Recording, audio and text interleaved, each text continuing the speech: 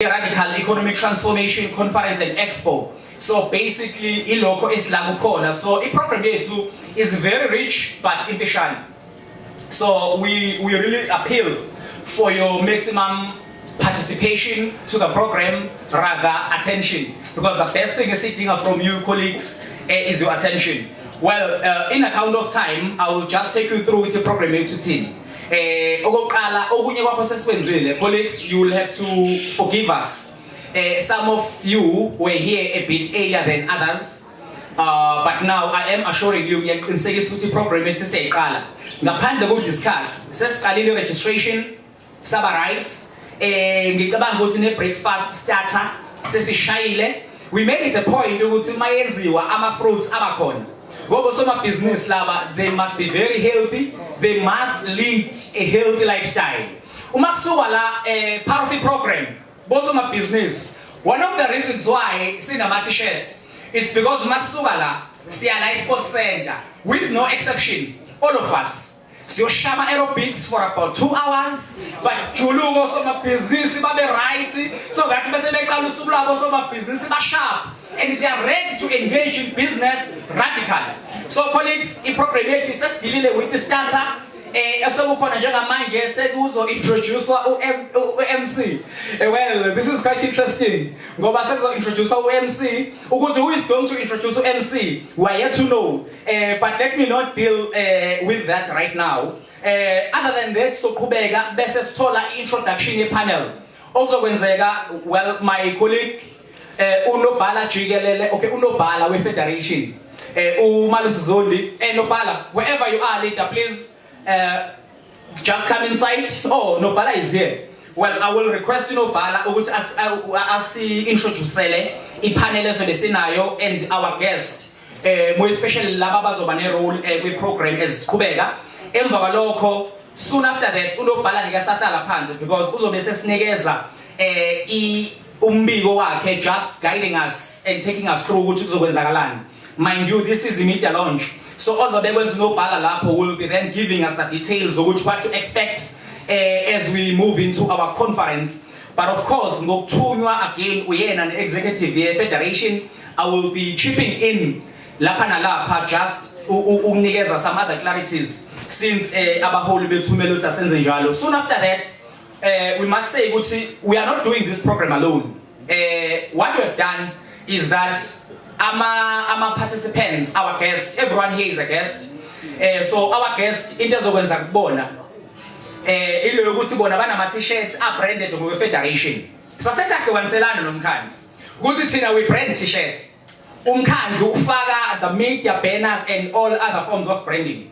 So I think that was a fair partnership. Akunjalo? That was the best deal. Sicela sishayele izandla bafowethu. Lena iyadeserve that round of applause. Thanks. Well, ngaleyo ndlela so bese siyathola loyo oyinhloko ebambile impela wathatha kodwa aba decisions yakwa business support, tourism and market unit. Loyo ngumfowethu uThula Nzama ozobe esengena bese sinikeza umhlahlandlela esitshela nabo their commitment and their plans as a city ukuthi what is it that they have for us as abosoma business be organized under ama business forum ahlukahlukene which form part of federation. So uzongena ubaba uNzama take us through that. Soon after that, because this thing here, radical economic transformation, is not just a myth. It's something I must say which it's a must. Some of our own black brothers and sisters are already in business. It might be just a question of upscaling and make sure ukuthi whatever amount of work abayenzayo manje iya multiplier. On the very same breath, we make sure ukuthi more other participants get into the system. So towards that or to that effect, also besekwenzeka will then have umfowethu umuzi wakwaKhumalo osebenza nama business forums naye. Of course there are challenges about face with business forums nakho konke, but naye uzongena nje athi hint eveza ukuthi kwenzakalani ikupho khona as part of usoma business othi uyaphakama, but due to effect ukuthi this thing RET ayangeni kahle, there are still challenges asinikeje naye kancane ashaye edlula emva kwalokho kuzobe sengena inhloko ye federation.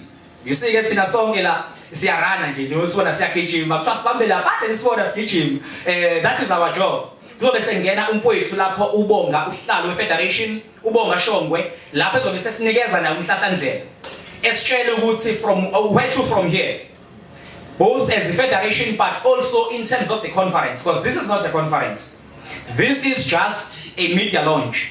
As we media launch, it's more of a public invite. We invite everyone in the society because in our view as a federation, RET is indeed a societal matter. It's not just an issue of those who are in business, but it's for everyone. No one must be left out when we deal with the issue of RET. So what will be then happening? Where to from here? What is it that we're going to do? How are we going to engage further? So that when we get into the conference, we get there, everyone feels which something now is happening in as so far as the issue of RET is concerned. Because colleagues, deliberately so, I decided not to say much about the members of the media because this is the media launch. Greetings to you all members of the media.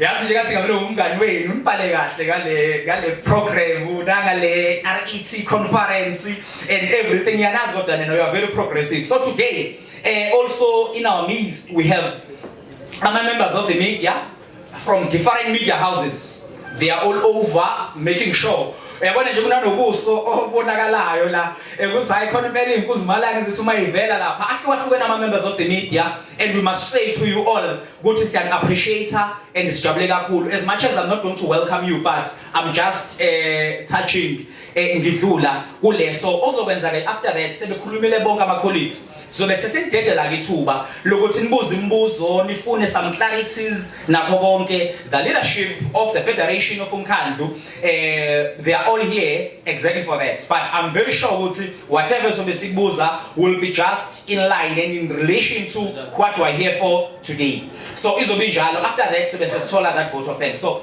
basically colleagues, that's what is going to happen. Ngaphandle ukuthi ngimoshe isikhathi ngizocela unobhala jikelele uMalusi Zondi asondele ngaphambili. Already in our midst njengoba sengishilo all speakers ebengikhuluma ngabo they are here in account of time bafethu ngoba simele siyorana amabhizinisi siyofuna ama opportunities. Allow me then to welcome on stage unobhala uMalusi Zondi. Over to you Nobhala.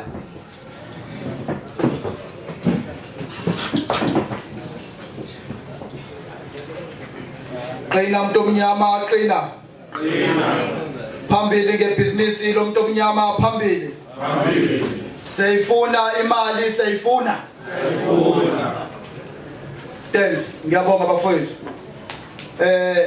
Umuntu ngeke abe mude kakhulu, but because this is a media launch umuntu ufuna ukucacisa ukuthi again like one was saying why sila umuntu usezomixa ke manje ngoba inhlanga ayifani. Bafowethu abangaphakathi nabangaphandle, again umuntu welcomes you. We as a federation sesambe isikhathi eside. Kudala sizama, kudala sifesana nezingqinamba eziningi. Kukaningi sizama ukubona umuntu omnyama yaphambili, but we have faced challenges. Bafowethu lento ye radical economic transformation is not easy. It is something so deep as a federation esikholela kuyona. Sikholela kuyona because la endlini uthe umkhulumeli asikhulume ngokuthi obani abala. Into esiyenzile we said wonke umuntu osomabhizinisi nomuntu ohola under i-business forum ethizeni uzobe khona la. Into esiyenzayo njengamanje iclear ithi abantu abahosomabhizinisi nabantu abangaphansi kwama-business forum abazona igebengu. Abantu abala nabantu abala ngokuthi bazofuna ibhizinisi, they are not criminals. We want to make that clear to the media so that when we go forward, people are very clear of who we are. As a Federation for Radical Economic Transformation, we have said we are going to accommodate everyone who is here. Why? Because systematically we have been ignored. Systematically we have been excluded from the mainstream economy. It was not our fault that Sikamuga somewhere. We are very clear as a federation that township to township economy must be achieved. We are very clear in our own country that we're supposed to live in harmony. Now, us as a federation, we are very clear ukuthi kwi-industry yabaculi, it must be transformed. When people were saying kufanele support music, they thought cha music mhlawumbe akhulunywa nje kuphela ngokuthi abantu bayacula. Imali, it's a business. Omama abathungayo kwi-industry sector, kuma kufika iy'nkampani eziphuma kude zize la siba nama challenges ngoba oma bethu abakwazi ukucompete kodwa ibona abasikhulisile. Kwesinye isikhathi siyawajabulela ama-mall kodwa ngebhadi elikhulu athathe oma bethu bebedayisa kahle. Siyakubona bese yothenga utamatisi. Ishintshe lento ingene kuma-malls. Kuney'ndawo lapho nesithenga khona inyama kunamabhizinisi amahle kakhulu athize noma Champlain, where black people are there. We are inspiring abantu abamnyama to support one another. As the Federation for Radical Economic Transformation, we have said ERET izokhuluma clear ngokwabantu. Kwi-media bekhulunywa kakhulu kuthiwa siyigebengu. Be-advertise abanye baba specific kwidela ngokubona. Nala sizoba clear ukuthi no, those are not criminals. But yes, sinama business forum ahlukile aqhamuka endaweni ehlukile. Sinabantu who are professionals. Sinabantu abafundile abayi-youth nabantu sebephelelwe isikhathi be-youth but i-system yaba exclude. Kwenzakalani kumuntu wesilisa kade na 21 22 ezabalaze efuna opportunity akayitholanga uze waba 35 and ayikho into accommodate. So we are saying this system must be changed. We are simply saying we media we can't as black people be undermined ngale ndlela yokuthi kufanele sibe inferior and our people will always be superior. When you speak of industrialization we concept yama sectors ahlukile.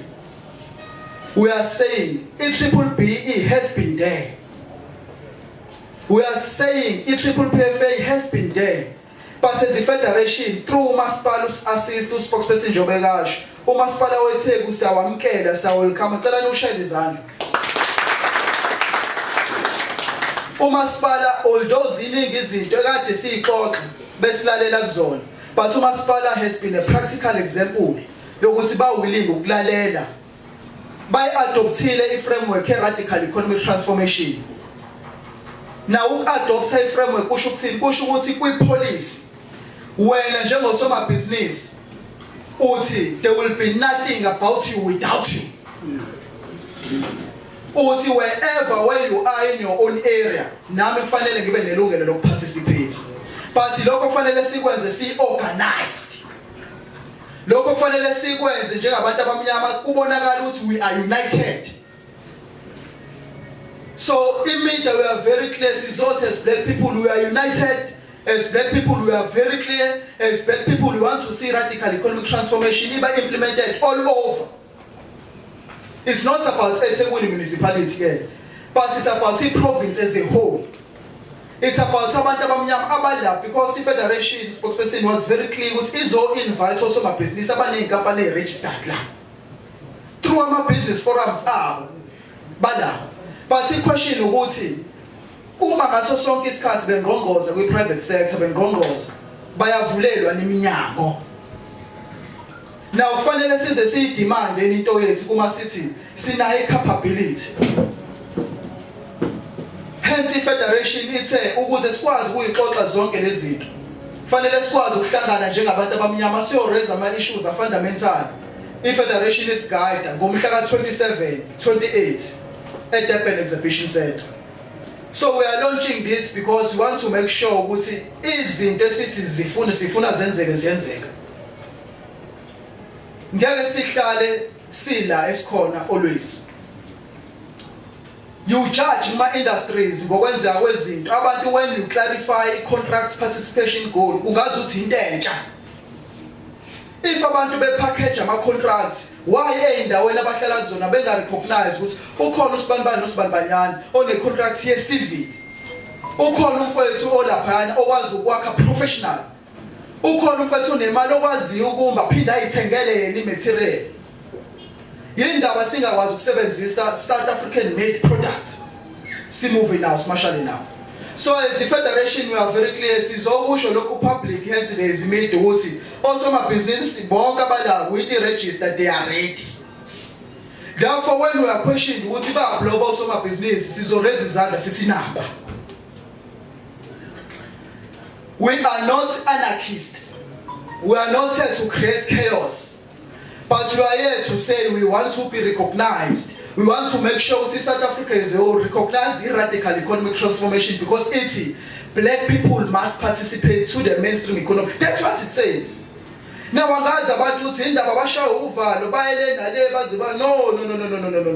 400 million we-10 olutholile lapha. Ngivulele nami space phela nguthola u30%. Bese thina siyabanga ngoba kuwasibaningi kanjani. Ku 400 million oyi-tender thizeni uyedwa nje umuntu ozoyithola inkampani thizeni hawo bahlengu. Kodwa thina mase kufanele size la ku30% sesizobanga sisonke la. Ngithe masingobhalaza through onobhala bama business forum. Hayibo ungabona inkampani civil, grade 3, grade 4, 5. Sibaningi kakhulu. So we are saying wena inkampani engaphandle yomdabu noma yiphi inkampani, we appreciate that you are bringing development in our own areas. But you are saying also, you must view that there are people from those areas who've got capacities to execute. Now, the issue of capacity is unquestionable. Don't tell us about technicalities as if nina niyazenze izinto ngoba kuma sesiyaphansi abantu bakithi futhi abenza lento. So don't act as if we are dumb enough to undermine our ideological power. Here we are very clear, we are saying abantu abamnyama they've got capacity. Siyabonga kwi-federation because abafethu balale bengavuki bafethu. Ngifuna ukubeka lokho.